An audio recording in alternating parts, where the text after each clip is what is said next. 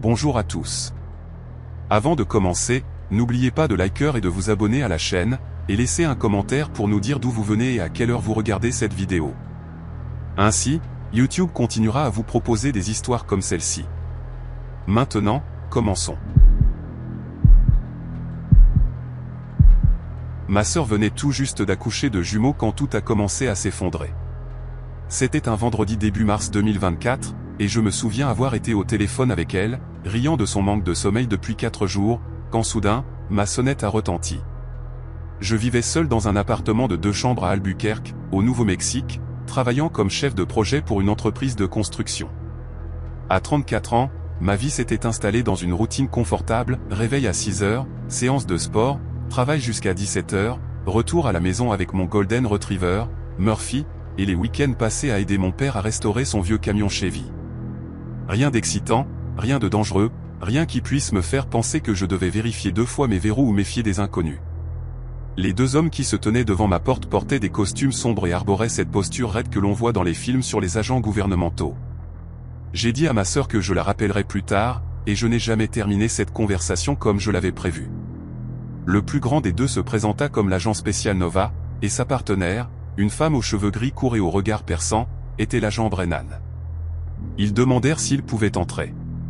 Quelque chose dans la manière dont Brennan scrutait la rue derrière elle me fit reculer sans poser de questions.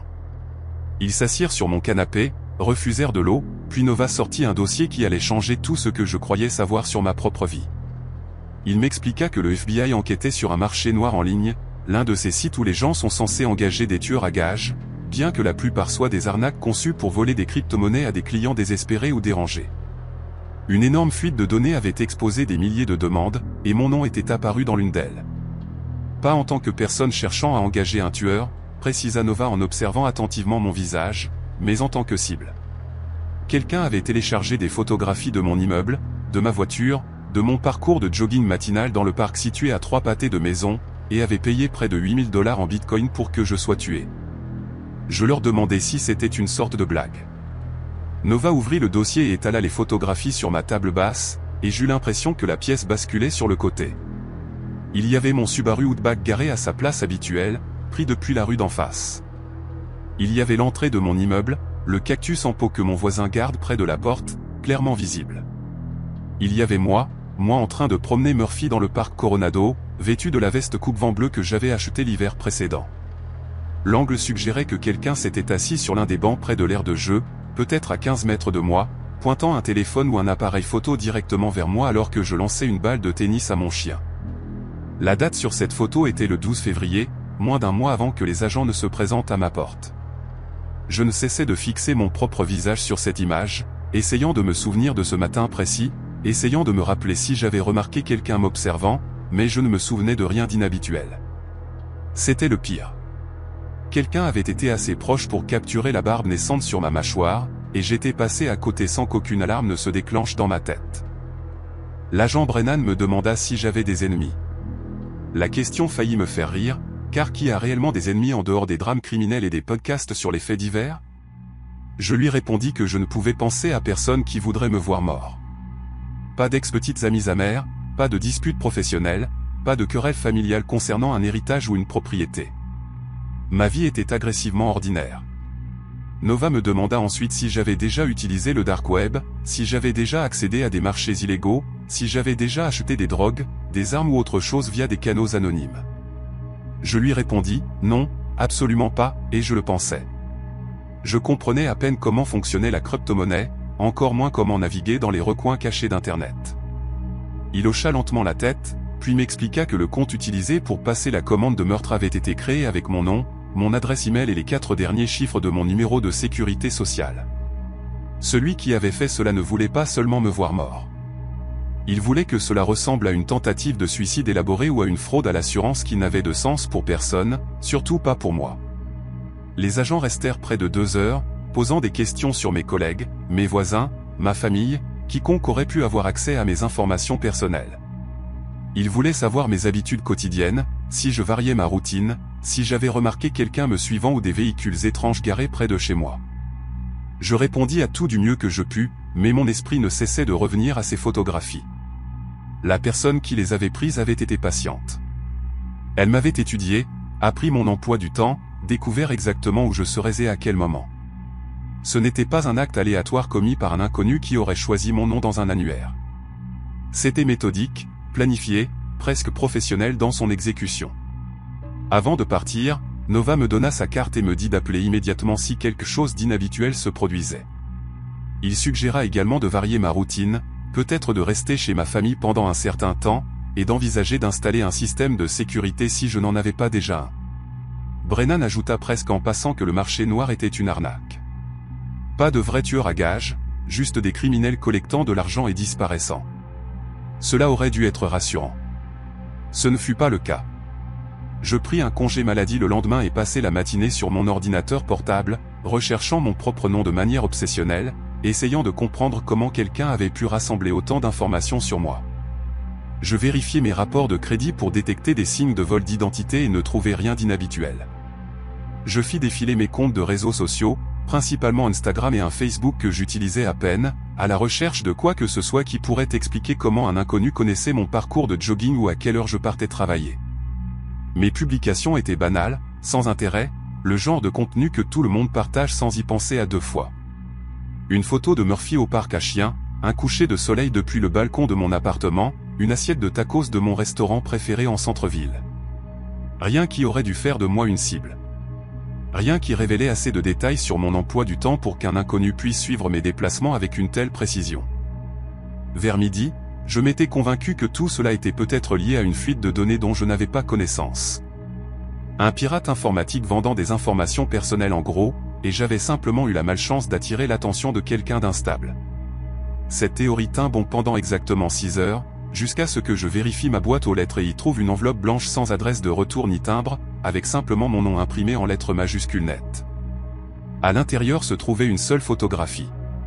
Moi encore, mais cette fois assis dans une banquette du restaurant Frontier, un endroit où j'avais mangé exactement une fois au cours du mois précédent, un samedi après-midi où j'avais rencontré un ancien ami de la fac passant par la ville. La photo avait été prise depuis un endroit près de l'entrée, probablement à travers la fenêtre, et me capturait en plein rire, un burrito à moitié mangé dans l'assiette devant moi. Au dos de la photographie, quelqu'un avait écrit une seule phrase de la même écriture soignée, « Tu devrais mâcher plus lentement ». Je lus ces mots peut-être 15 fois, essayant de leur donner un sens, essayant de comprendre quel genre de personne observe un inconnu manger et envoie ensuite un message cryptique sur la vitesse à laquelle il mâche. Mon premier instinct fut d'appeler l'agent Nova, ce que je fis, laissant un message vocal frénétique car il ne répondit pas. Mon deuxième instinct fut de parcourir mon appartement, vérifiant chaque verrou de fenêtre, chaque porte, chaque point d'entrée possible. Murphy me suivait de pièce en pièce, remuant la queue comme si c'était un nouveau jeu, complètement ignorant que son maître perdait doucement prise avec la réalité. Je dormis à peine cette nuit-là, assis dans mon lit avec les lumières allumées, écoutant chaque craquement et gémissement de l'immeuble qui se stabilisait autour de moi. Nova me rappela le lendemain matin et me demanda d'apporter l'enveloppe et la photographie au bureau du FBI en centre-ville. J'y conduisis les preuves scellées dans un sac en plastique, vérifiant mon rétroviseur toutes les 30 secondes comme si je m'attendais à voir quelqu'un me suivre. Au bureau, Brennan examina la photographie tandis que Nova prenait des notes. Tous deux arboraient cette expression soigneusement neutre que les policiers et les agents doivent apprendre pendant leur formation. Ils me dirent qu'ils chercheraient des empreintes digitales, analyseraient l'écriture, vérifieraient les caméras de sécurité dans les environs de mon immeuble, mais je pouvais entendre dans leur voix qu'ils ne s'attendaient pas à trouver grand-chose. Celui qui faisait cela savait comment éviter de laisser des traces.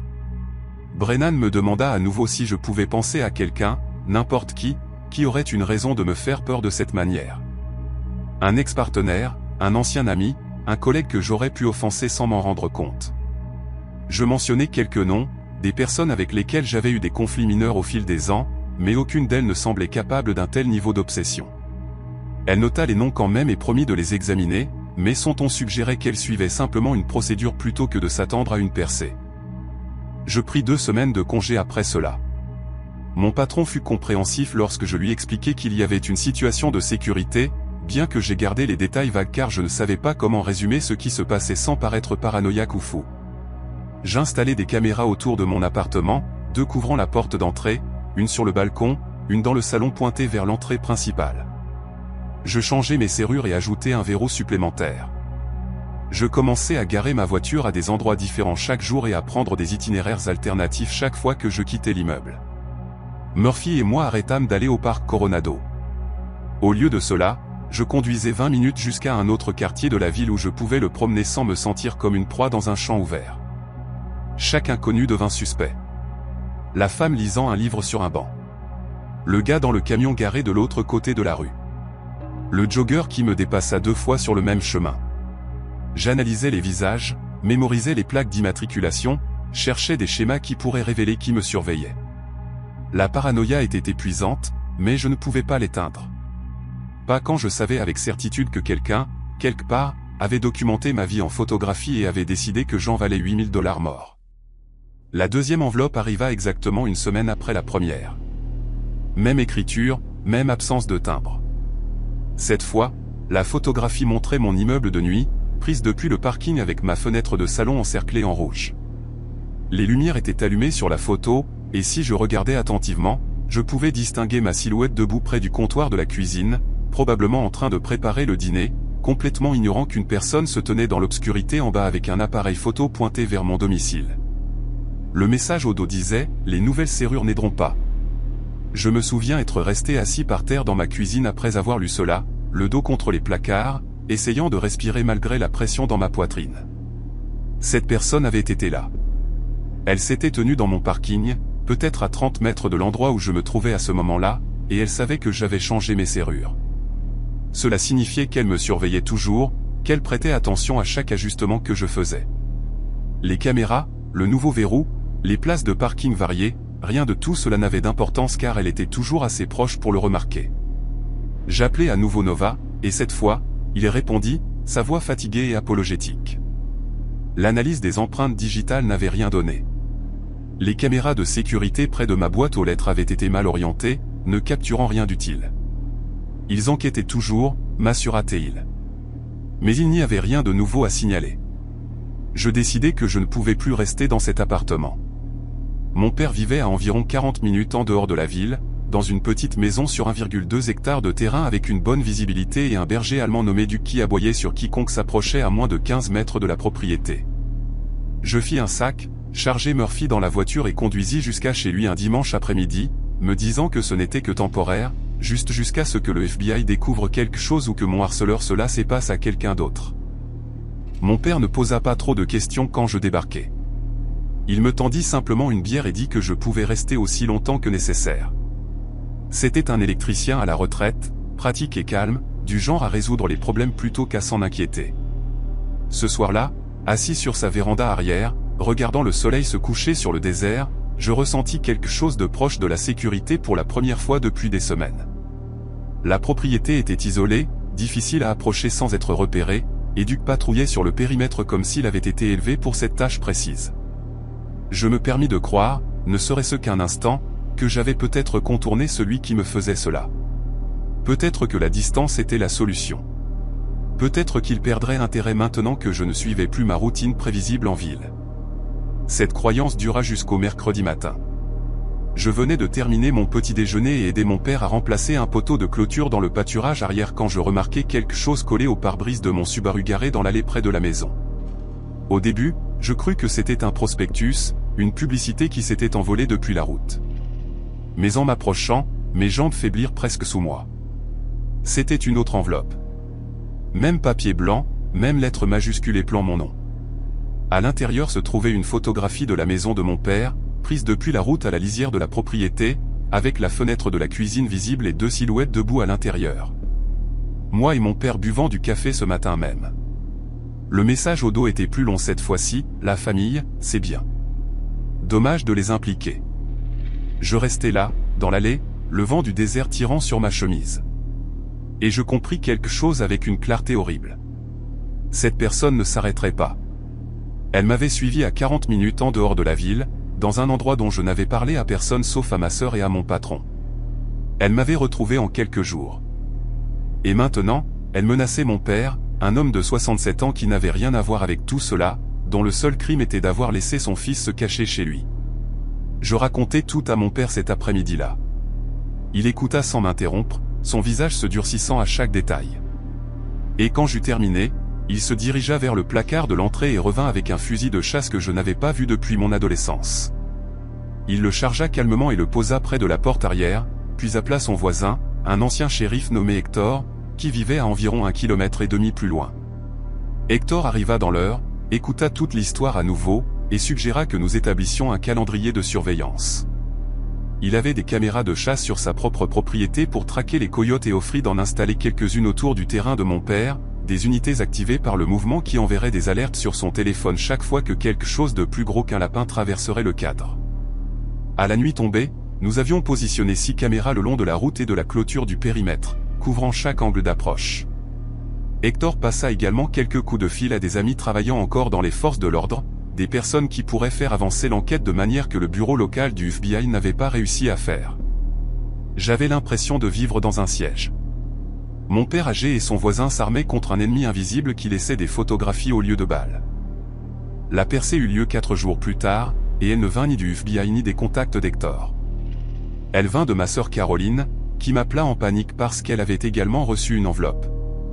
Même écriture, même lettre majuscule livrée à son domicile à Denver, où elle se remettait de l'accouchement de ses jumeaux. La photographie à l'intérieur montrait moi, debout dans l'allée de mon père, tenant l'enveloppe précédente, mon visage figé dans ce moment de réalisation. Mais Caroline, étant Caroline, fit quelque chose à quoi je n'avais pas pensé. Elle vérifia les images de sa caméra de sonnette et trouva une image claire de la personne qui avait déposé l'enveloppe dans sa boîte aux lettres. C'était un homme, de taille moyenne, vêtu d'un sweat à capuche gris et d'un jean, son visage partiellement visible alors qu'il s'éloignait de la caméra. Elle m'envoya l'image, que je transmis immédiatement à l'agent Nova, qui la fit passer dans leur base de données de reconnaissance faciale. La correspondance revint en moins de 24 heures. Il s'appelait Theodore Sills, 41 ans, un ancien contractant informatique qui avait brièvement travaillé pour mon entreprise de construction près de 3 ans plus tôt. Je ne lui avais jamais parlé directement, ne me souvenais pas de son visage, l'avais probablement croisé dans le couloir sans y prêter attention, mais selon l'enquête du FBI, Sills avait été licencié pour avoir accédé au dossier des employés sans autorisation. Et quelque part dans son esprit tordu, il avait décidé que j'étais responsable de son licenciement. Ils arrêtèrent Theodore Sills dans son appartement à Las Cruces un samedi matin, 2 semaines après que ma sœur eut capturé son visage sur caméra. À l'intérieur de son domicile, ils trouvèrent ce que Nova décrivit plus tard comme un sanctuaire. Des centaines de photographies de moi imprimées et épinglées sur un tableau en liège. Des notes manuscrites détaillant mon emploi du temps remontant à près de 18 mois. Des cartes d'Albuquerque avec mes lieux habituels cerclés en rouge et un journal rempli d'entrées confuses sur la manière dont j'avais ruiné sa carrière et méritais de souffrir. Il n'avait jamais eu l'intention de me tuer réellement. Les agents conclurent que la demande de meurtre sur le dark web était une mise en scène, un moyen de me terrifier tout en maintenant une dénégation plausible, un jeu conçu par quelqu'un qui voulait me voir me désintégrer de loin. Sills fut inculpé pour harcèlement criminel, vol d'identité et menaces terroristes. Il attend actuellement son procès. La liberté sous caution lui a été refusée après qu'un juge a déterminé qu'il représentait un risque permanent. Je suis finalement retourné dans mon appartement, bien que je sursaute encore en vérifiant ma boîte aux lettres, et je le ferai probablement toujours. Mon père a gardé les caméras de chasse, disant qu'elles l'aident à mieux dormir la nuit. Caroline a installé un système de sécurité et a appris à son mari à vérifier les images chaque soir avant de se coucher.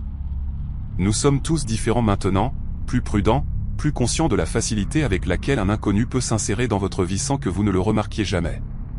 Je ne comprends toujours pas pourquoi Sills m'a choisi spécifiquement, pourquoi mon visage dans un couloir 3 ans plus tôt a déclenché quelque chose d'aussi sombre et obsessionnel dans son esprit. Certaines questions n'ont pas de réponse qui ont du sens. Certaines personnes portent des blessures que le reste d'entre nous ne peut voir jusqu'à ce qu'elles débordent et tachent tout ce qui les entoure. Tout ce que je sais avec certitude, c'est que pendant 3 semaines au printemps 2024, j'ai appris ce que cela fait d'être traqué par quelqu'un qui sait tout de vous. Et je ne prendrai plus jamais ma vie ordinaire, ennuyeuse et prévisible pour acquise. La curiosité a toujours été mon pire défaut. Ma femme Bethany plaisantait souvent en disant que je serais le premier à mourir dans un film d'horreur parce que je devais absolument ouvrir cette porte, vérifier ce bruit. Elle n'avait pas tort. À l'époque où j'ai obtenu mon diplôme en 2015, j'avais déjà usé 3 ordinateurs portables en essayant d'en savoir plus sur des choses que la plupart des gens ne considèrent jamais. Comment accéder à des parties d'internet qui n'apparaissent pas sur Google, quel type de marché existe dans l'ombre, Qui vend quoi à qui quand il n'y a pas de règles? Ce n'était jamais une question d'acheter quoi que ce soit. Je travaillais comme consultant informatique pour une entreprise d'assurance de taille moyenne à Milwaukee. Je gagnais un salaire décent, payais mes impôts, mais le soir, après que Bethany se soit endormie, je m'asseyais dans notre chambre d'amis avec un VPN en marche et explorais, simplement en regardant. C'est du moins ce que je me disais. J'étais un touriste dans le cauchemar de quelqu'un d'autre, et les touristes pensent toujours qu'ils peuvent partir quand ils le veulent. C'était un jeudi de mars 2022. La température extérieure était tombée à un seul chiffre, et notre vieille maison victorienne craquait et gémissait contre le vent comme si elle essayait de m'avertir de quelque chose. Bethany rendait visite à sa mère en Arizona pour la semaine. J'avais donc la maison pour moi tout seul, juste moi, le bourdonnement des ventilateurs de mon ordinateur et une tasse de café froid que j'oubliais sans cesse de boire. Je naviguais sur un forum spécialisé dans le commerce d'animaux exotiques. Le genre d'endroit où les gens discutaient de l'achat de bébés tigres ou d'oiseaux rares sortis en contrebande d'Amérique du Sud. Des choses dégoûtantes, mais rien que je n'avais déjà vu au cours de mes années d'errance numérique. Il y avait un fil de discussion enfoui en bas de la page avec un titre étrange, Coupe Premium, fournisseur vérifié uniquement. À première vue, cela semblait être une autre sous-section sur les viandes rares, la viande de brousse, les espèces en voie de disparition, ce genre de contenu illégal mais finalement peu surprenant. Je cliquais dessus sans trop y réfléchir, de la même manière que vous pourriez cliquer sur n'importe quel lien qui attire votre attention. Ce simple clic allait devenir la chose que je regretterais le plus dans toute ma vie. Le forum avait une apparence différente de la page principale que je parcourais. La mise en page était épurée, presque primitive, avec un fond noir et du texte gris, aucune image visible au premier abord. Il y avait peut-être 40 ou 50 noms d'utilisateurs listés comme membres actifs, chacun étant une chaîne de lettres et de chiffres aléatoires qui ne voulaient rien dire en soi. Les premiers messages semblaient confirmer ma supposition initiale, des gens discutaient de la logistique de l'expédition de produits à travers les États, des débats sur la qualité des différentes coupes, des plaintes sur les délais de livraison et l'emballage. Un utilisateur avec le pseudonyme X7R4N mentionna que sa dernière livraison de La Ferme, au Nevada était arrivée en mauvais état, et un autre utilisateur répondit avec des conseils sur le contrôle de la température pendant le transit. Je parcourus ces conversations avec l'intérêt détaché de quelqu'un regardant un documentaire sur un monde qu'il ne fréquentera jamais. Ces gens étaient des criminels, c'est sûr, mais ils n'étaient que des braconniers et des contrebandiers traitant des parties d'animaux. Triste et illégal, mais pas exactement choquant. Puis je remarquai la manière dont ils parlaient des poids et des mesures, et quelque chose dans ma poitrine commença à se serrer. Les poids n'étaient pas ceux d'animaux. Quelqu'un demanda, une jeune femelle, de préférence moins de 40 kg, avec des dents saines. Un autre utilisateur offrit, 2 mâles, au stade de développement précoce, provenant du point de collecte du Midwest. Un modérateur publia des directives sur la manière de photographier les stocks sans montrer de caractéristiques identifiantes, et précisa que les visages devaient être obscurcis, mais que les conditions corporelles devaient être visibles pour l'évaluation de la qualité. Je lus ces mots 3 fois avant que mon cerveau ne me permette de comprendre ce qu'ils signifiaient réellement. Ces gens ne parlaient pas d'animaux. Ils ne parlaient pas de viandes exotiques ou de viande de brousse ou de quoi que ce soit ayant jamais marché sur 4 pattes. Je repoussai mon bureau si violemment que ma chaise heurta le mur derrière moi. Ma bouche était devenue complètement sèche et j'entendais mon propre cœur battre dans mes oreilles comme un tambour que quelqu'un jouait trop vite. Je voulais fermer le navigateur. Je voulais éteindre mon ordinateur, descendre et regarder la télévision en prétendant n'avoir jamais rien vu de tout cela. Mais je ne fis aucune de ces choses. Au lieu de cela, je continuais à lire. Il y avait une section archivée du forum contenant des messages datant de plusieurs années.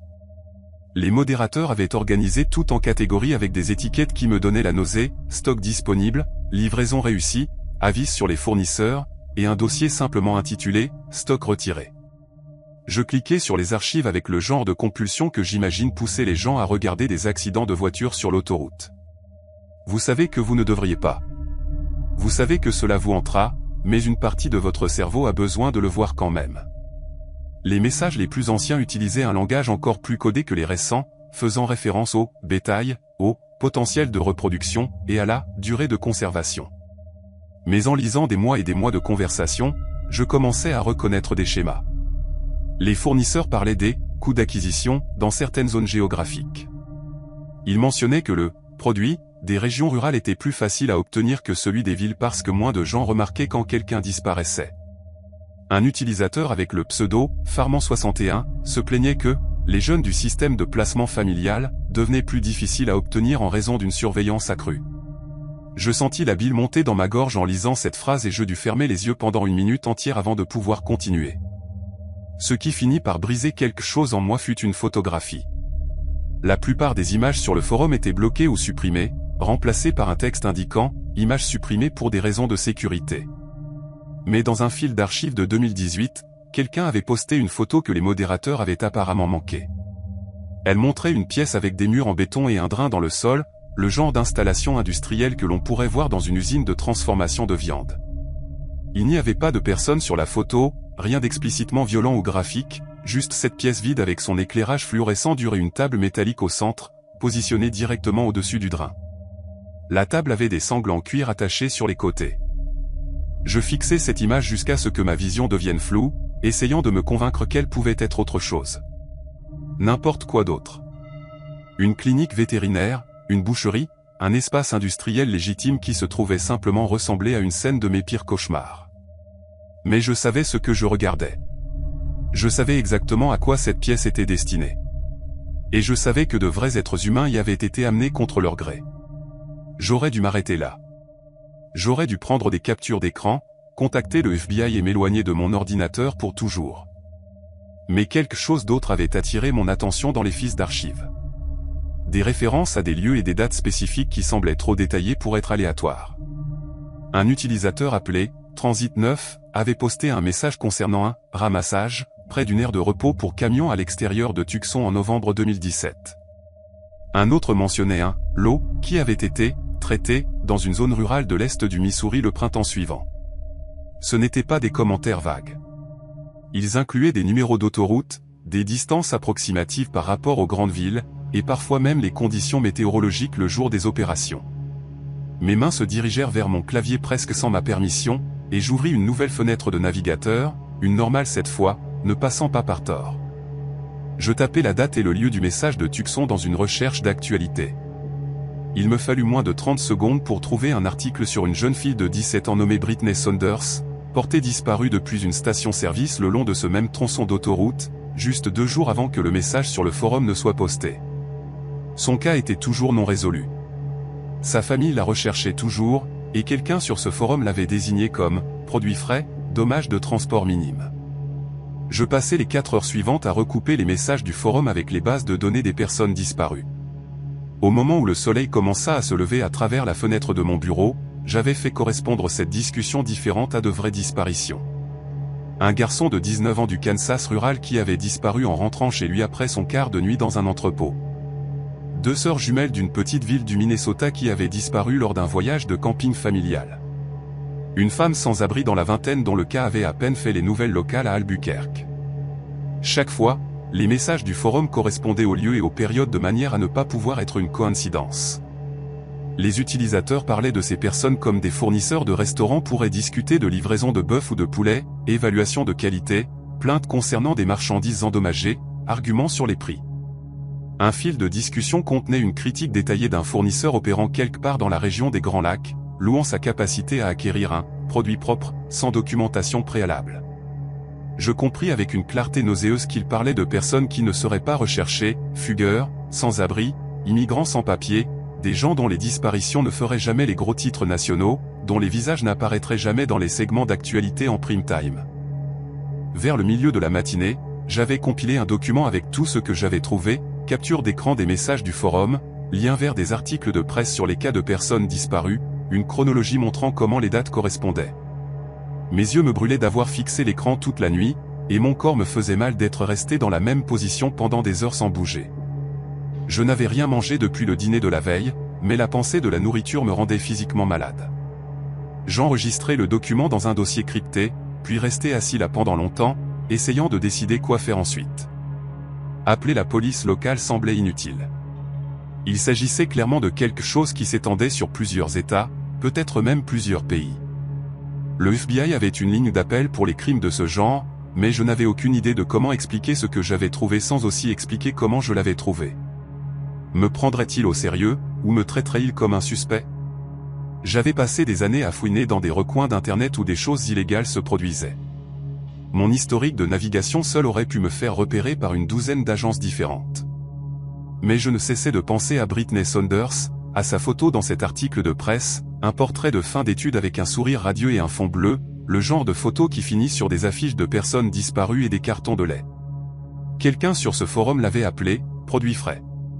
Quelqu'un l'avait pesé comme de la viande et lui avait attribué un prix. Je pris mon téléphone et composai le numéro de la ligne d'appel du FBI avant de pouvoir me raisonner. La femme qui répondit semblait fatiguée, comme si elle avait déjà pris 100 appels ce matin-là et en attendait 100 autres avant le déjeuner. Je lui dis que j'avais trouvé quelque chose en ligne que je croyais lié à la traite des êtres humains. Elle me posa une série de questions d'une voix plate et professionnelle. Quel site web? Comment y avais-je accédé? Que avais-je observé spécifiquement? Je répondis aussi clairement que possible, bien que ma voix se brisait à certains endroits où je devais décrire le contenu des messages du forum. Quand je mentionnais que j'avais fait correspondre certaines des discussions à de vrais cas de personnes disparues, son ton changea légèrement, pas tout à fait intéressé, mais plus alerte. Elle nota mon nom et mes coordonnées et me dit qu'un agent de la division cyber me contacterait dans les 48 heures. Puis elle me remercia d'avoir appelé et la ligne devint silencieuse. Je restai assis là, tenant mon téléphone pendant plusieurs minutes, incertain d'avoir fait quelque chose de courageux ou d'incroyablement stupide. Le forum était toujours ouvert sur l'écran de mon ordinateur, ses lettres grises brillant sur le fond noir comme un avertissement que j'avais ignoré. Je fermai le navigateur sans le regarder à nouveau et descendis faire du café, mes jambes instables sous moi comme si je venais de descendre d'un bateau après des semaines en mer. Le FBI me rappela, bien que cela leur prit 5 jours au lieu de 48 heures. Un homme nommé l'agent spécial Thornberry me demanda de venir à leur bureau de terrain à Milwaukee pour faire une déclaration formelle et leur remettre les fichiers que j'avais compilés. Je passai 3 heures dans une pièce grise avec des lumières fluorescentes, répondant aux questions de 2 agents qui me traitaient avec un mélange de courtoisie professionnelle et de suspicion à peine voilée. Ils voulaient savoir comment j'avais accédé au forum, quels autres sites sombres j'avais visités, si j'avais déjà acheté quelque chose d'illégal en ligne. Je répondis à tout honnêtement, y compris les parties qui me faisaient paraître mal. Quand je leur montrai enfin mon document, les cas correspondants, la chronologie, les captures d'écran, leurs expressions changèrent. L'agent Thornberry se pencha en avant et étudia l'écran de mon ordinateur portable pendant longtemps sans parler. Sa partenaire, une femme aux cheveux gris courts et aux lunettes de lecture, s'excusa et quitta la pièce, ne revenant pas avant presque 1 heure. Quand elle revint, elle me dit que certaines des informations que j'avais trouvées corroboraient des détails d'une enquête en cours dont je n'étais pas autorisé à avoir connaissance. Elle ne pouvait rien me dire de plus, mais elle me remercia d'être venue et dit que mes documents seraient extrêmement précieux. Je quittai le bâtiment du FBI en me sentant vide, comme si quelqu'un avait creusé mes entrailles et les avait remplacées par de l'air froid.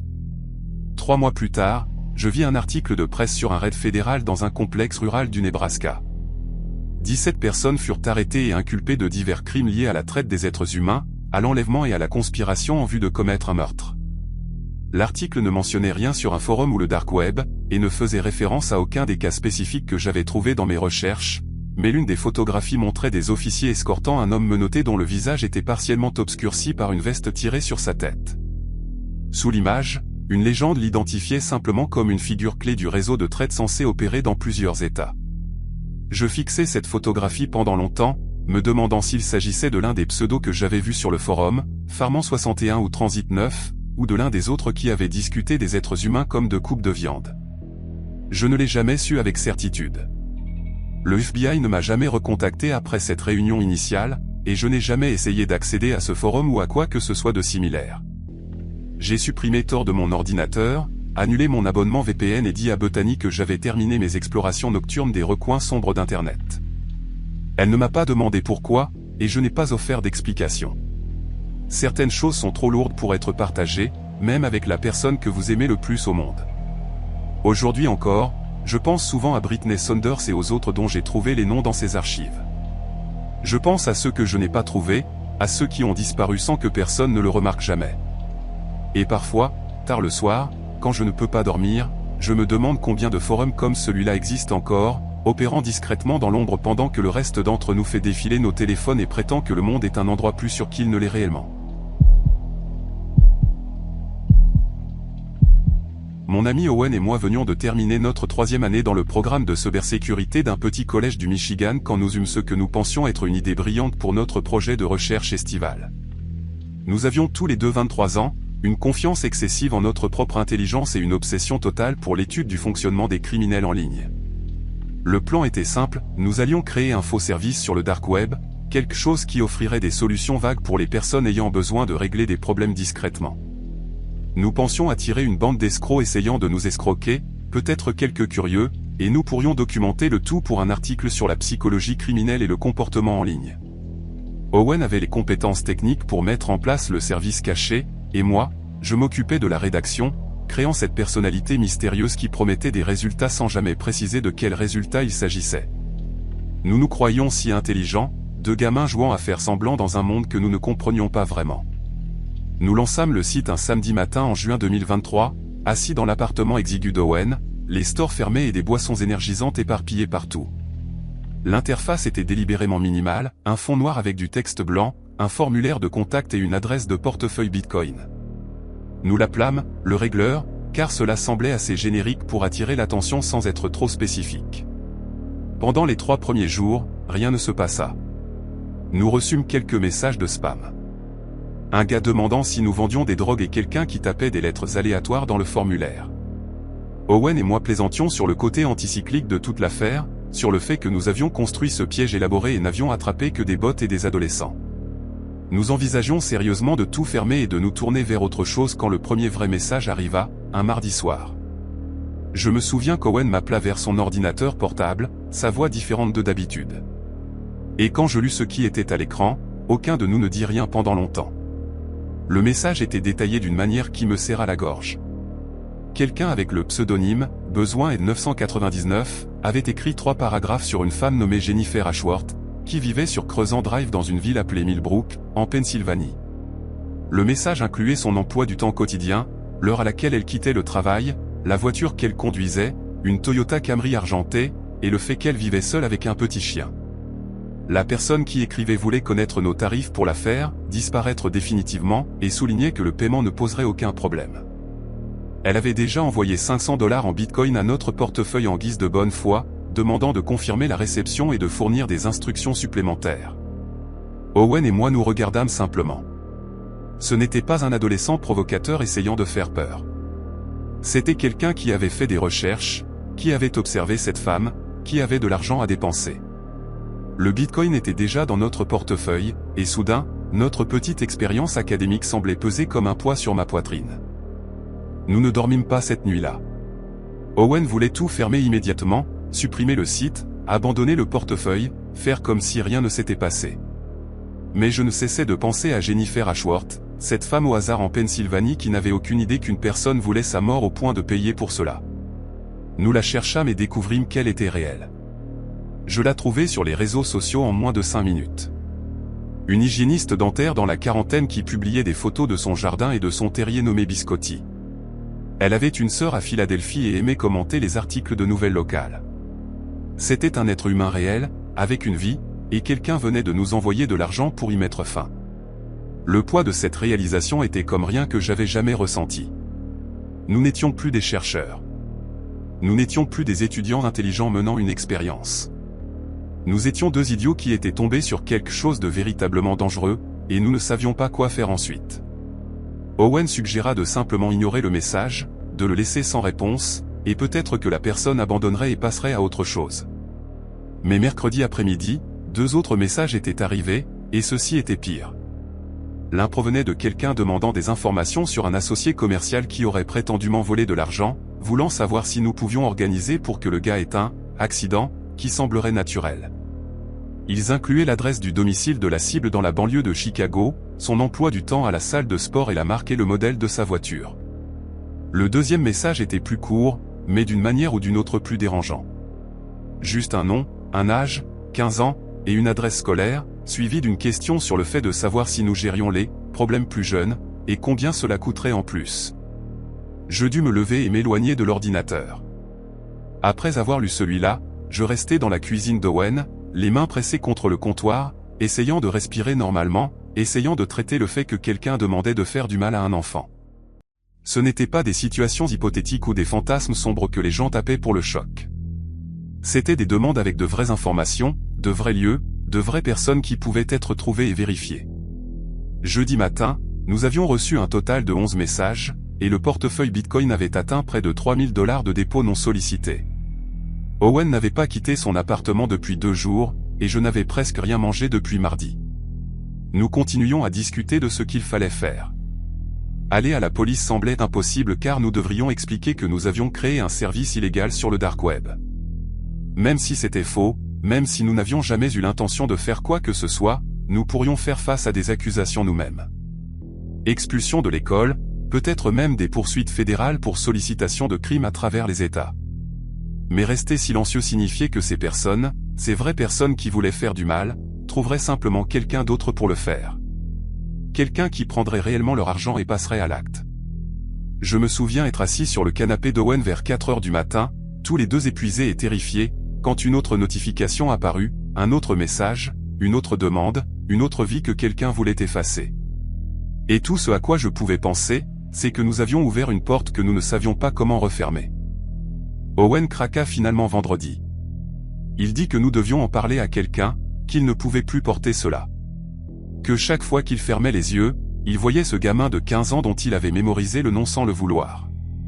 Nous décidâmes de contacter l'un de nos professeurs, un certain Dr Whitfield, qui enseignait la sécurité des réseaux et avait fait du travail de consultant pour les forces de l'ordre par le passé. Nous pensions qu'il saurait peut-être comment gérer cela sans détruire immédiatement nos vies.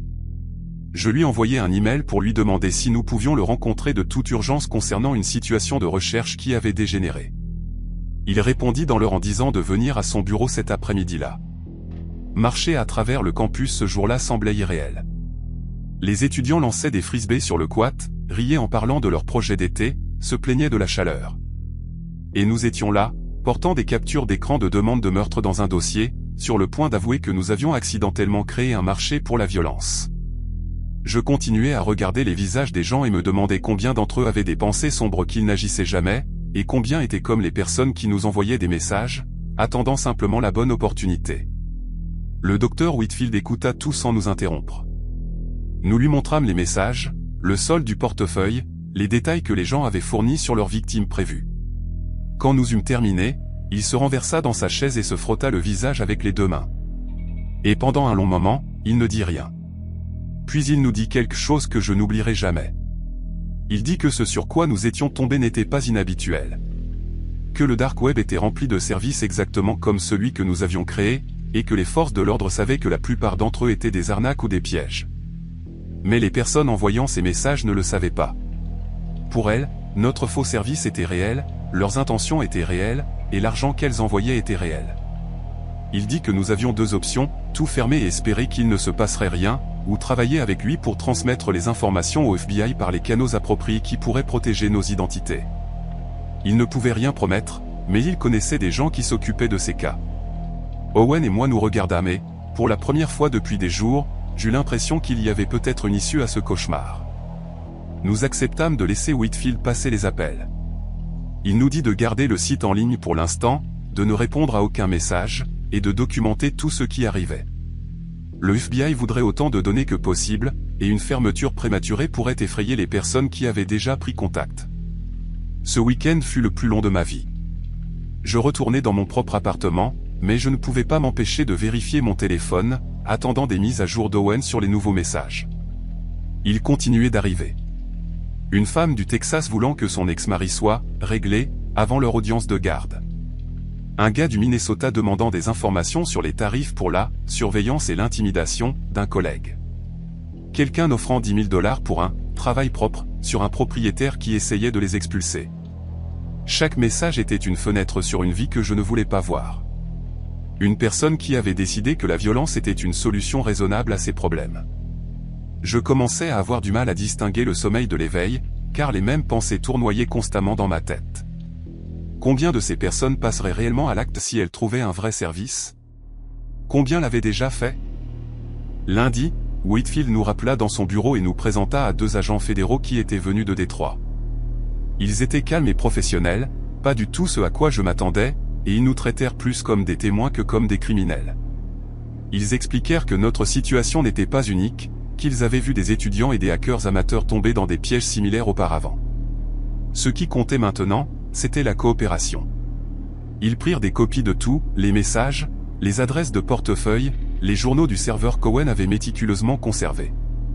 L'un des agents, une femme aux cheveux gris courts dont je n'ai jamais retenu le nom, nous dit qu'au moins 3 des demandes que nous avions reçues correspondaient à des enquêtes en cours. De vrais cas avec de vrais suspects qui cherchaient exactement le genre de service que nous prétendions offrir. Elle dit que nos données pourraient aider à construire des dossiers contre des personnes qui, autrement, n'auraient peut-être jamais à affronter les conséquences. J'aurais dû me sentir soulagé, mais au lieu de cela, je me sentis vide. Ce n'étaient pas des criminels abstraits. C'étaient des gens ordinaires, avec des emplois et des familles, qui avaient tapé des demandes pour faire tuer d'autres êtres humains. Et ils étaient partout. Les agents nous dirent de fermer le site ce jour même, et Owen le fit là, dans le bureau de Whitfield. Je le regardais taper les commandes, regarder le serveur s'éteindre, et ne ressentis rien de proche de la clôture. On nous dit de ne pas discuter de l'affaire avec qui que ce soit, que nous pourrions être appelés comme témoins si des poursuites avançaient, et que nos identités seraient protégées autant que possible. Ils nous remercièrent d'être venus et dirent que nous avions fait ce qu'il fallait. Mais ces mots semblaient vides. Nous n'avions pas fait ce qu'il fallait. Nous avions fait une chose stupide et imprudente qui, par accident, avait produit des informations utiles. Les agents partirent. Whitfield nous dit de prendre soin de nous, et Owen et moi sortîmes de ce bâtiment dans la chaleur estivale sans échanger un mot. Je me souviens que la lumière du soleil semblait offensante d'une certaine manière, trop brillante et trop normale pour ce que nous venions de traverser. Nous nous séparâmes à la lisière du campus, et je ne revis pas Owen avant presque 2 semaines. Aucun de nous ne savait comment en parler. Cela fait plus d'1 an maintenant. J'ai terminé mes études, trouvé un emploi dans une petite entreprise informatique et déménagé dans un autre état. Owen et moi échangeons parfois des messages, mais nous n'évoquons jamais cet été-là. Le FBI m'a contacté une fois, environ 6 mois après que tout soit arrivé, pour me dire que 2 arrestations avaient été effectuées en lien avec les informations que nous avions fournies. Ils ne m'ont pas donné de détails, se contentant de dire que notre coopération avait aidé. Je devrais me sentir bien à ce sujet, je suppose. Mais surtout, je me sens différent. Je regarde les gens différemment maintenant. Le gars derrière moi dans la file d'attente à l'épicerie. La femme qui promène son chien devant mon appartement. Le collègue qui se plaint de son divorce tous les jours au déjeuner. Je me demande lequel d'entre eux a pensé à franchir une ligne dont on ne peut jamais revenir. Je me demande combien de personnes, en ce moment même, tapent des messages dans les recoins sombres d'Internet, à la recherche de quelqu'un pour résoudre leurs problèmes de manière permanente. Nous avons fait fonctionner ce site pendant moins d'1 semaine. Et nous avons reçu plus de 30 demandes, 30 personnes prêtes à payer de l'argent pour faire du mal ou tuer quelqu'un, et ce n'était que notre petite fausse opération dans un petit coin du web. Je ne dors plus bien. Je ne le ferai probablement plus jamais. La plupart des gens de mon âge passent leur soirée à regarder la télévision ou à faire défiler Facebook, mais j'ai toujours été attiré par les recoins oubliés d'Internet. Je travaille comme archiviste numérique pour le système de bibliothèque du comté d'Albuquerque. Un travail qui semble ennuyeux jusqu'à ce que vous réalisiez qu'il vous donne accès à des outils et des connaissances que la plupart des civils ne rencontrent jamais. Ma fille est partie pour l'université en Arizona en 2018, la même année où mon mari a commencé à voyager 3 semaines par mois pour son cabinet de conseil. Et soudain, je me suis retrouvé avec plus d'heures vides que je ne savais qu'en faire. C'est alors que je me suis appris à naviguer sur le Deep Web. Cela a commencé par une curiosité professionnelle. J'essayais de récupérer d'anciens forums communautaires qui avaient disparu lorsque leur serveur était hors ligne, préservant une histoire numérique qui aurait autrement été perdue à jamais. J'ai appris à utiliser Tor, à lire les adresses oignons, à retracer les fantômes de sites web à travers des sites miroirs et des services d'archivage. Mes collègues plaisantaient en disant que je devenais obsédé. Ils n'avaient aucune idée de la justesse de leurs propos. Un mercredi soir, début mars, je tombais sur quelque chose que je ne peux m'empêcher de penser, même maintenant, des mois plus tard. J'avais suivi une piste de liens morts pendant des heures, commençant par un ancien forum de photographie de 2004 et rebondissant entre des miroirs d'archives jusqu'à ce que je me souvienne à peine d'où j'avais commencé. C'est alors que la page se chargea. Un blog personnel qui semblait appartenir à une autre époque entièrement. Fond blanc uni, Police Times New Roman, pas d'image d'en-tête ni de barre latérale, ni aucune des choses que les sites web modernes possèdent. L'URL était une chaîne de lettres et de chiffres sans signification, du genre qui est généré automatiquement quand quelqu'un ne prend pas la peine de choisir une vraie adresse. Ce qui attira mon attention fut la date de la publication la plus récente, seulement 3 semaines plus tôt. Tout sur le site hurlait le début des années 2000, pourtant quelqu'un le mettait encore à jour. La publication s'intitulait « Leçon de février », et je supposais qu'il s'agirait des habituelles inepties de développement personnel ou d'écriture créative amateur. Je fis défiler vers le bas et commençai à lire, et en moins de 30 secondes, je sentis tout mon corps se raidir sur ma chaise. Le style d'écriture était fragmenté, presque un flux de conscience, comme si quelqu'un notait des pensées sans aucune intention de les rendre cohérentes. La première entrée parlait d'erreurs et de leçons apprises, des phrases qui semblaient inoffensives en elles-mêmes, mais le contexte était tout faux. L'auteur écrivait à propos de quelqu'un qui n'avait pas coopéré et à quel point cela avait été frustrant, comment cela avait forcé un changement de plan. Il y avait des références au timing, à la patience, à l'importance de l'observation. Entre les blocs de texte, il y avait des photographies, non pas de personnes, mais d'objets. Une clé de maison unique sur une table en bois, étiquetée avec une date et les mots « Riverside Drive », sans succès. Une paire de chaussures de course, blanches avec des lacets roses, photographiées sur ce qui semblait être un sol de garage, étiqueté « 14 novembre, Cedar Hills Park ».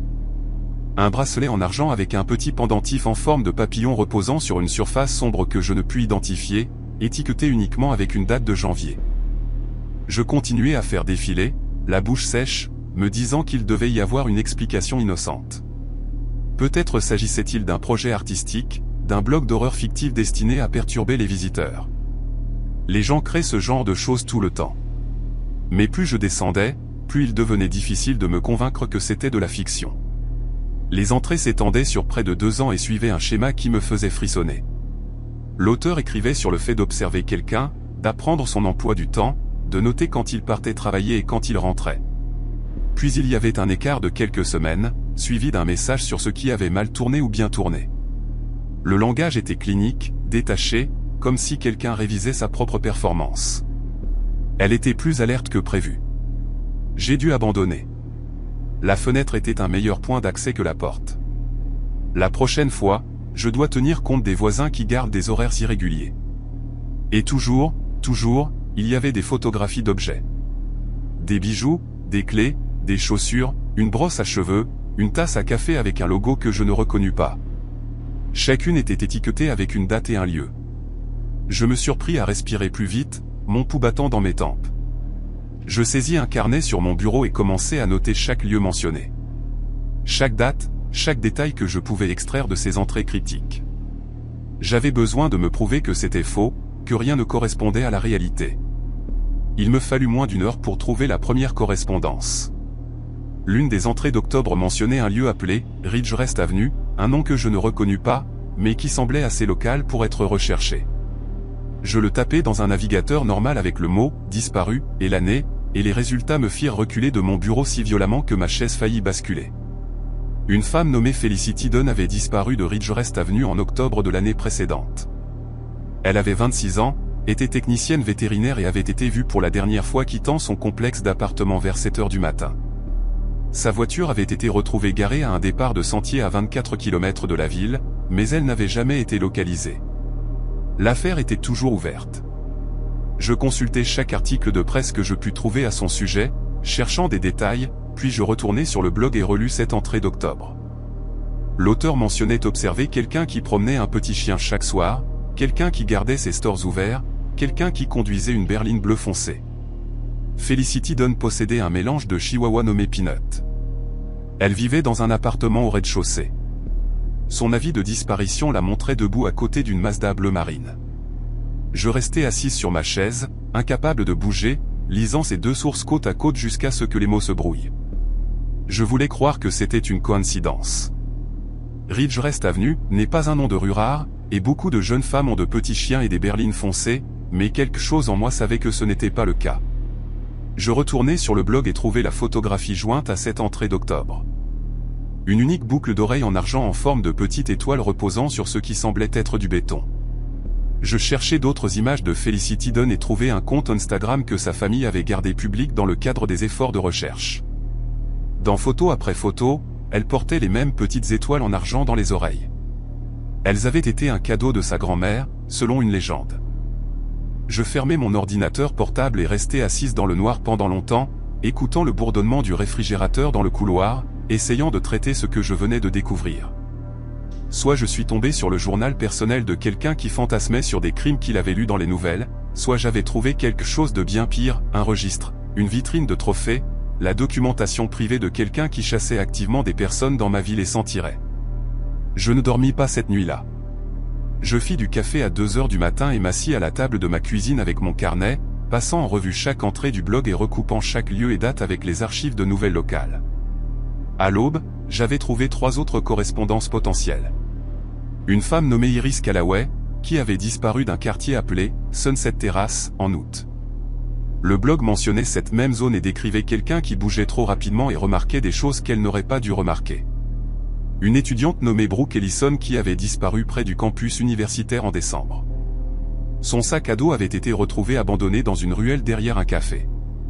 Le blog avait une entrée de cette même semaine sur un quasi-accident et la difficulté de travailler dans des zones avec trop de témoins. Et, plus troublant encore, un cas de Jane Doe du printemps précédent.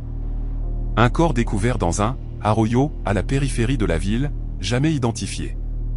L'entrée du blog de cette période parlait de « finir ce qui avait été commencé » et incluait une photographie d'un fin collier en or avec un fermoir cassé. Chaque connexion que je trouvais me rendait plus certaine et plus terrifiée. Ce n'était pas de la fiction. Ce n'était pas un jeu. Quelqu'un documentait ses crimes dans un coin caché d'Internet, et je l'avais trouvé par accident. L'entrée qui me poussa finalement à agir était datée de seulement 6 semaines avant que je ne découvre le site. Elle mentionnait un lieu que je reconnus immédiatement, Lee Boulevard, à moins de 5 km de chez moi. L'auteur écrivait à propos d'un nouveau sujet, quelqu'un qu'il avait observé pendant plusieurs semaines, quelqu'un dont les habitudes étaient prévisibles et dont le bâtiment avait une mauvaise sécurité. Il y avait une photographie d'un porte-clés, une petite sangle en cuir avec un pendentif en laiton portant l'initiale, K, et une note sur la facilité avec laquelle il avait pu en faire une copie alors que le sujet était distrait dans une laverie. Je cherchais des rapports récents de personnes disparues dans cette zone et ne trouvais rien, ce qui aurait dû être un soulagement, mais qui me remplit de crainte. L'entrée du blog était récente. L'auteur observait toujours. Qui que ce soit qui possédait ce porte-clés pouvait encore être en vie, vacant à ses occupations quotidiennes, complètement ignorant qu'une personne avait copié sa clé et attendait le bon moment. Je ne pouvais pas simplement rester assise avec cette information. Je ne pouvais pas retourner à ma vie normale et faire semblant de n'avoir jamais rien vu. Mais je n'avais aucune idée de ce qu'il fallait faire ensuite, ni de qui me croirait. J'appelai le département de police d'Albuquerque ce même matin, ma voix tremblante alors que j'essayais d'expliquer ce que j'avais trouvé. La femme qui répondit me transféra 2 fois avant que je n'atteigne finalement un détective de l'unité des personnes disparues, un homme nommé Sergent Orasco, qui écouta patiemment pendant que je bafouillais mon histoire. Je lui parlais du blog, des photographies d'objets personnels, des lieux et des dates qui correspondaient à des affaires non résolues. Je lui donnais les noms, Felicity Dunn, Iris Callaway, Brooke Ellison. Je décrivis l'entrée concernant Lee Boulevard et la clé copiée. Quand j'eus terminé, il y eut une longue pause à l'autre bout de la ligne. Le sergent Orasco me demanda comment j'avais trouvé ce site web, et j'expliquai mon travail, le Deep Web, le fait de suivre des liens morts à travers des services d'archivage. Il me demanda si j'avais sauvegardé une partie du contenu, et mon cœur se serra car je ne l'avais pas fait. J'avais été si concentré sur la recherche des connexions que je n'avais jamais pensé à prendre des captures d'écran ou à télécharger les pages. Il me donna son adresse email et me demanda de lui envoyer l'URL afin que leur équipe de criminalistique numérique puisse y jeter un œil. Je le remerciai et raccrochai, ouvrant déjà mon ordinateur portable pour récupérer l'adresse dans mon historique de navigation. Le site avait disparu. Je cliquai dans mon historique, trouvai le lien exact que j'avais suivi la nuit précédente, et le vis se chargeait en une page blanche avec un message d'erreur, connexion refusée. J'essayai à nouveau, vider mon cache, redémarrer Tor, utiliser un autre navigateur. Rien ne fonctionna. Le blog avait complètement disparu, comme s'il n'avait jamais existé. Je restais là, fixant le message d'erreur, sentant un poids froid s'installer dans mon estomac. Celui qui gérait ce site l'avait soit fermé de lui-même, soit avait un moyen de savoir quand il était observé. J'envoyai quand même un email au sergent Orasco, lui envoyant l'URL et expliquant que la page n'était plus accessible. Je joignis mes notes manuscrites, tout ce que j'avais documenté pendant ma nuit blanche, chaque nom, date et lieu que j'avais connecté. Sa réponse arriva 3 heures plus tard, impoli, « Merci pour votre préoccupation, une note indiquant que l'équipe de criminalistique numérique n'avait pas pu localiser de contenu à l'adresse que j'avais fournie, et une suggestion que j'avais peut-être rencontré un canular ou une œuvre élaborée de fiction d'horreur conçue pour sembler réaliste. Il dit qu'il garderait mes notes dans leur dossier, mais qu'il n'y avait rien d'actionnable sans preuve. Je lus cet email 4 fois, me sentant de plus en plus malade à chaque fois. Pendant les 2 semaines suivantes, je devins obsédé par l'idée de retrouver le site. Je passais chaque moment libre à retracer mes pas sur le Deep Web, suivant chaque lien mort dont je me souvenais, cherchant tout fragment du blog qui aurait pu être mis en cache ou miroir quelque part. Je ne trouvais rien. C'était comme chasser de la fumée. Pendant ce temps, je continuais à vérifier les nouvelles locales, redoutant le moment où un nouveau rapport de personnes disparues apparaîtrait, ou une autre femme disparaîtrait de Lee Boulevard, ou des environs. Je pensais au porte-clés avec la lettre K, à la personne qui le possédait, à la clé copiée dans la poche d'un prédateur. Je pensais à frapper aux portes de ce quartier, à avertir des inconnus d'une menace que je ne pouvais pas prouver. Mais je savais à quoi cela ressemblerait, une femme d'âge moyen radotant à propos d'un site web que personne d'autre n'avait vu, sonnant exactement comme le genre de personne que les gens traversent la rue pour éviter. Mon mari rentra d'un de ses voyages et me trouva assise dans le noir à 3 heures du matin, ordinateur portable ouvert, les yeux rouges de fatigue. Il me demanda ce qui n'allait pas et j'essayai d'expliquer, mais les mots sortirent de manière dispersée et paranoïaque. Il me prit la main et me dit que je devais m'éloigner de l'ordinateur, que je l'effrayais. Peut-être avait-il raison. Peut-être perdais-je la notion des choses, mais je ne pouvais pas me défaire de la connaissance de ce que j'avais vu. Les nouvelles tombèrent un dimanche matin, fin avril. Une femme nommée Kendra Vogel avait été portée disparue de son appartement sur Lee Boulevard. Elle avait 31 ans, était kinésithérapeute et avait été vue pour la dernière fois par un collègue le vendredi soir. Sa porte ne montrait aucun signe d'effraction. Sa voiture était toujours sur le parking. Sa famille disait qu'elle ne partirait jamais sans prévenir quelqu'un, qu'elle n'était pas du genre à disparaître simplement. Je fixai l'article sur mon téléphone, relisant le nom encore et encore. Kendra, la lettre K, sur le porte-clés. Il avait une copie de sa clé. Il était entré dans son appartement avant même qu'elle ne sache qu'elle était en danger. J'appelai immédiatement le sergent Orasco et laissai un message vocal qui sonnait probablement dérangé. Je lui parlais de l'entrée du blog, du porte-clés, de la manière dont j'avais essayé de l'avertir des semaines plus tôt. Il me rappela cet après-midi-là, et cette fois, son ton était différent. Il me demanda de venir au poste pour faire une déclaration formelle. Il me demanda si je serais prête à travailler avec leur équipe de criminalistique numérique pour essayer de reconstruire mon historique de recherche de cette nuit-là. Il ne s'excusa pas de m'avoir ignoré auparavant, mais j'entendis quelque chose de nouveau dans sa voix, quelque chose qui ressemblait presque à de la peur. Je lui dis que j'y serais dans l'heure. Les 3 mois suivants furent un flou d'interviews, d'analyses médico-légales et d'attente.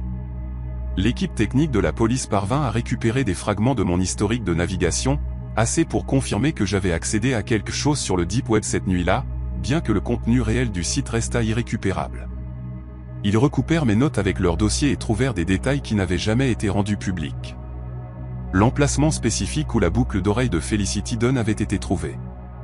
Le fermoir cassé du collier de Jane Doe. La fenêtre de temps exacte où Brooke Ellison avait été vue pour la dernière fois. Je n'avais aucun moyen de connaître ces choses à moins de les avoir vues quelque part. Et le seul endroit où j'aurais pu les voir était ce blog. Le sergent Orasco cessa de me traiter comme une nuisance et commença à me traiter comme un témoin. Ils firent appel à des consultants du FBI spécialisés dans les prédateurs en ligne, des personnes qui comprenaient comment les criminels utilisent le dark web pour documenter et partager leurs activités. L'une d'elles, une femme aux cheveux gris et aux yeux fatigués, me dit que ce sur quoi j'étais tombé n'était pas unique. Il y en avait d'autres là-bas, cachés en pleine vue dans les recoins oubliés d'Internet, tenant des registres que personne ne trouverait jamais à moins d'avoir beaucoup de chance ou de malchance. Elle dit que j'étais le premier indice crédible qu'ils avaient trouvé depuis des années. Cela ne me fit pas me sentir mieux. Kendra Vogel fut retrouvée début juillet, vivante, dans un box de stockage à la périphérie de la ville. Un voisin avait signalé une odeur étrange provenant de l'installation. Et quand la police enquêta, ils la trouvèrent déshydratée, mal nourrie, mais respirant. Elle avait été retenue là pendant près de 2 mois. L'homme qui l'avait enlevée était un électricien de 43 ans nommé Russell Ambry, quelqu'un sans casier judiciaire, quelqu'un qui avait vécu toute sa vie à Albuquerque sans attirer l'attention. Ils l'attrapèrent parce qu'il avait fait une erreur. Il avait utilisé une carte de crédit enregistrée à son vrai nom pour payer le box de stockage. Un lapsus de jugement après des années de planification minutieuse. Quand ils fouillèrent sa maison, ils trouvèrent un ordinateur portable avec une partition cryptée contenant des centaines de photographies, des entrées de journal et des notes détaillées sur les femmes qu'il avait observées, approchées et, dans certains cas, enlevées. Le blog que j'avais trouvé n'était que l'un des plusieurs qu'il maintenait, tournant entre les adresses, les supprimant et les recréant chaque fois qu'il sentait qu'on le surveillait. Il faisait cela depuis plus d'une décennie. Felicity Dunn, Iris Callaway, Brooke Ellison. Ils trouvèrent des preuves liées à toutes. Pour certaines, ils trouvèrent des restes. J'essaie de ne pas trop penser à cette partie. Russell Ambry attend actuellement son procès pour de multiples chefs d'accusation d'enlèvement, d'agression et de meurtre. Les procureurs disent qu'il faudra des années pour examiner toutes les preuves, identifier chaque victime, construire des dossiers assez solides pour s'assurer qu'il ne reverra jamais l'extérieur d'une prison. Kendra Vogel a survécu, mais d'après ce que j'ai entendu, elle a déménagé hors de l'État et ne parle à personne de ce qui lui est arrivé pendant ces 2 mois. Je comprends que certaines expériences vous changent de manière que les mots ne peuvent capturer. Je travaille toujours à la bibliothèque, passe toujours mes soirées à cataloguer de vieux documents et à préserver l'histoire numérique, mais je n'explore plus le deep web. Je ne peux pas me résoudre à ouvrir Tor ou à suivre des liens morts ou à me demander ce qui pourrait se cacher juste hors de portée des moteurs de recherche normaux. Parfois, la nuit, quand mon mari dort et que la maison est silencieuse, je pense à ce blog et à son fond blanc uni et aux photographies d'objets appartenant à des femmes qui ne rentreraient jamais chez elles. Je pense à quel point j'ai été proche de le rejeter comme de la fiction. À quel point j'aurais pu cliquer et ne plus jamais y penser. Je pense à l'entrée pour Lee Boulevard, au porte-clés avec la lettre K, aux semaines que j'ai passées à essayer d'avertir quelqu'un pendant qu'une femme était assise dans un box de stockage, attendant de mourir. L'agent du FBI m'a dit que j'avais aidé à sauver une vie. Et peut-être que c'est vrai. Mais je sais aussi que j'ai trouvé ce site par accident. Que Russell Ambry opérait depuis plus de 10 ans avant que quiconque ne tombe sur ses registres. Et qu'il y en a d'autres comme lui, patients, prudents, invisibles, tenant leurs propres journaux dans les recoins oubliés d'Internet, attendant que quelqu'un fasse une erreur. Je vérifie mes verrous 3 fois chaque nuit. Maintenant, j'ai installé des caméras sur chaque porte, et je ne laisse jamais mes stores ouverts après la tombée de la nuit. À l'époque où cela s'est produit, la vie me semblait prévisible d'une manière qui me semblait presque ennuyeuse. Je travaillais à distance, louant un petit logement à la lisière d'une ville tranquille du Midwest, et passais la plupart de mes soirées à parcourir des forums plutôt qu'à parler aux gens. La curiosité était devenue une habitude, surtout tout ce qui concernait les recoins obscurs d'Internet et les étranges découvertes que les gens prétendent y faire. C'est ainsi que je suis tombé sur une annonce pour une boîte mystère du dark web, étiquetée « Objets authentiques non réclamés », écrite en texte bâclé, sans marque ni explication. Le prix était assez bas pour sembler imprudent, mais pas stupide, ce qui en dit probablement plus sur mon état d'esprit que je ne voudrais l'admettre. Je me suis dit que ce n'était que des restes de casiers de stockage ou du courrier abandonné. Rien de dangereux, rien de réel, juste quelque chose pour briser la routine et me donner une histoire à lire plus tard. J'ai passé la commande tard dans la nuit et j'ai fermé mon ordinateur, l'oubliant déjà. Pendant quelques jours, la vie a continué exactement de la même manière.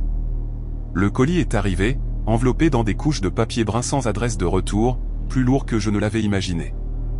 À l'intérieur, tout était disposé avec soin, presque respectueusement, comme si quelqu'un emballait des souvenirs plutôt que des objets. Il y avait un petit carnet à spirale avec une couverture noire fissurée, du genre vendu dans les stations-service, ses pages déformées comme si elles avaient été près de l'humidité. Un téléphone prépayé bon marché se trouvait en dessous, éteint, avec des rayures sur l'écran formant un croissant pâle. Au fond de la boîte se trouvait un sac en plastique noué si serré que j'ai dû le couper. À l'intérieur, il y avait des vêtements, un jean sombre et un sweat à capuche, raides de terre séchée et portant une odeur métallique aigre qui collait à mes doigts. Rien de tout cela ne semblait aléatoire, et cette réalisation s'est insinuée lentement. Ce n'était pas du désordre. C'était une sélection. Je me suis assis à la table de ma cuisine, feuilletant le carnet, m'attendant à des pensées décousues ou à des entrées sans queue ni tête. Au lieu de cela, la plupart des pages étaient remplies de courtes lignes, de phrases répétées et de notes étranges sur des lieux, écrites d'une écriture soignée, presque apologétique. Une phrase revenait encore et encore, soulignée à chaque fois comme si elle comptait plus que le reste. Sur une impulsion, j'ai tapé cette phrase dans un moteur de recherche normal, ne m'attendant à rien. Ce qui est apparu a fait paraître la pièce plus petite d'une manière que je ne peux pas expliquer correctement. La phrase correspondait à une ligne citée dans un article de journal local sur une femme nommée Anna Cole, qui avait disparu plusieurs années plus tôt. L'article mentionnait un carnet trouvé dans son appartement avec la même formulation, décrit comme quelque chose qu'elle écrivait lors de crises d'anxiété. Les photos la montraient souriant maladroitement à la caméra, portant des vêtements étrangement similaires à ceux qui se trouvaient dans mon sac poubelle. J'ai fermé l'ordinateur portable et je suis resté assis là, écoutant le bourdonnement du réfrigérateur comme s'il était la seule chose qui fonctionnait encore correctement. Le sommeil ne vint pas facilement après cela, et les jours suivants semblèrent s'étirer, comme si le temps traînait en avant. J'ai gardé la boîte scellée dans un placard, me disant que la distance la rendrait moins réelle. Mais cela n'a pas aidé. Un soir, tard, une notification a éclairé mon écran provenant d'un compte crypté que je ne reconnaissais pas. Le message était court et poli, me remerciant pour l'achat et me demandant si les articles répondaient à mes attentes. Une photo était jointe. Elle montrait l'avant de ma maison, prise depuis la rue, la lumière du porche allumée, les rideaux tirés exactement comme je les laisse la nuit. Il n'y avait pas d'explication, pas de menace, juste la preuve que l'expéditeur savait où je vivais. C'est à ce moment-là que cela devint clair, la boîte n'avait pas été une nouveauté. C'était un message, et je venais de confirmer qu'il avait été livré à la bonne personne. Je n'ai pas répondu au message, mais l'ignorer n'a apporté aucun soulagement. Chaque son extérieur a commencé à porter du poids, comme s'il essayait de me dire quelque chose. Des voitures passant trop lentement, le grattement du vent contre le revêtement, des pas qui auraient pu être les miens résonnant dans la mauvaise direction. Le téléphone prépayé de la boîte était posé, éteint, sur mon comptoir, et je ne pouvais pas m'empêcher de le fixer, me demandant s'il s'allumerait de lui-même. Quand je l'ai finalement allumé, l'écran s'est illuminé sans demander de code. Il n'y avait aucun contact enregistré, aucune application, juste une photo dans la galerie. Elle montrait un morceau de terre fraîchement remué avec un coin de tissu à peine visible sous la terre. Les métadonnées de l'image avaient été supprimées, ne laissant aucun indice sauf la certitude silencieuse qu'elle n'était pas destinée à être admirée. Cela ressemblait à une invitation que je n'avais jamais demandée. Cette nuit-là s'est traînée en morceaux. J'ai essayé de me distraire avec la télévision, puis la musique, mais tout semblait trop fort ou trop vide. À un moment donné, un autre message est arrivé via le même compte crypté, demandant à nouveau un retour, formulé presque joyeusement. Le ton décontracté l'a rendu pire, comme si l'expéditeur appréciait de faire semblant que c'était une transaction normale. J'ai remarqué alors que le nom du compte correspondait à une phrase écrite sur la couverture intérieure du carnet. Quelque chose auquel je n'avais pas prêté attention auparavant. Ce détail m'a marqué plus que la photo. Cela suggérait de la planification, de la patience, et une longue prise de conscience de la manière dont cela se déroulerait. Celui qui avait envoyé la boîte n'avait pas agi sur une impulsion. Il avait attendu qu'une personne comme moi morde à l'hameçon. J'ai pris la décision d'impliquer les autorités le lendemain matin, apportant tout avec moi dans des sacs scellés. La réaction a été mesurée mais tendue, le genre de calme qui ne promet pas de réconfort. Ils ont reconnu le nom d'Anna Cole immédiatement et m'ont posé des questions auxquelles j'ai eu du mal à répondre, comme pourquoi j'avais commandé la boîte en premier lieu et combien j'avais interagi avec le vendeur. Le carnet et les vêtements ont été emportés et le téléphone a disparu dans un casier de preuves. Un officier m'a conseillé de rester chez un ami pendant un certain temps et de garder mes routines imprévisibles, ce qui semblait surréaliste venant de quelqu'un en uniforme. Avant de partir, un autre message est arrivé sur mon téléphone, non lu par eux. Il disait simplement « Tu n'étais pas le premier choix ». Cette phrase m'a suivi hors du bâtiment et tout au long du canapé emprunté sur lequel j'ai dormi cette nuit-là. Les semaines ont passé sans un autre message, et finalement, le silence est devenu une sorte de réponse en soi. L'enquête n'a mené nulle part de public, et j'ai arrêté de consulter les forums complètement. Ce qui reste avec moi n'est plus la peur, mais la réalisation que quelqu'un a utilisé la vie d'une personne disparue comme levier, comme preuve de portée. La boîte n'a jamais été une question de valeur de choc ou de divertissement. C'était un test, une façon de voir qui regarderait assez attentivement pour comprendre ce qu'il tenait. Je n'ai jamais su pourquoi j'ai été choisi à la fin ou ce qui est arrivé à Anna au-delà de ce qui est déjà connu. Tout ce que je sais, c'est que la curiosité me semblait autrefois inoffensive, et maintenant elle me semble comme quelque chose qui vous observe en retour. Finalement, j'ai arrêté d'attendre un autre message et me suis concentré sur quelque chose de pratique au lieu de sombrer. J'ai déménagé de cette maison entièrement. pas de manière dramatique, juste discrètement, en faisant mes bagages sur un week-end et en ne laissant aucune adresse de réexpédition liée à mon nom. J'ai changé de numéro, effacé les anciens comptes et abandonné les espaces en ligne où j'avais trouvé l'annonce pour la première fois. Ce n'était pas tant une question de fuir que de me retirer du chemin que j'avais involontairement emprunté. Les autorités ne m'ont jamais dit explicitement de disparaître, mais leur silence en disait assez. Aucune mise à jour, aucune réassurance, juste la compréhension que certaines portes, une fois ouvertes, ne se ferment pas proprement. Je me suis dit que le déménagement était temporaire. Une pause jusqu'à ce que l'anxiété s'estompe. Au fond, je savais que c'était permanent. Des mois plus tard, un détective m'a contacté une fois de plus, me demandant si j'avais remarqué quelque chose d'inhabituel après le déménagement. Rien n'était arrivé. Aucun photo, aucun message, aucun rappel. Le compte du vendeur avait disparu avec l'annonce, comme s'il n'avait jamais existé. L'affaire liée au carnet est restée non résolue, officiellement toujours ouverte, officieusement au point mort. Il croyait que la boîte avait été assemblée des années plus tôt et circulée délibérément, passée de vendeur en vendeur comme une sorte de référence. Preuve de proximité, preuve d'histoire, preuve que la personne derrière l'écran ne bluffait pas entendre cela à tout recadrer. Je n'avais pas été ciblé pour qui j'étais, mais pour ce que je représentais, quelqu'un de suffisamment curieux pour ouvrir la boîte et de suffisamment attentif pour la comprendre. Je pense encore au moment où j'ai cliqué. À quel point cela semblait anodin, à quel point la décision semblait petite. Ce qui est dérangeant, ce n'est pas la menace qui a suivi, mais le professionnalisme de tout cela. Pas de rage, pas d'urgence, juste une confirmation calme que l'accès existait. Qui que ce soit qui a envoyé cette boîte n'avait pas besoin d'agir davantage. Le message était passé. J'étais conscient maintenant, et la prise de conscience était le but.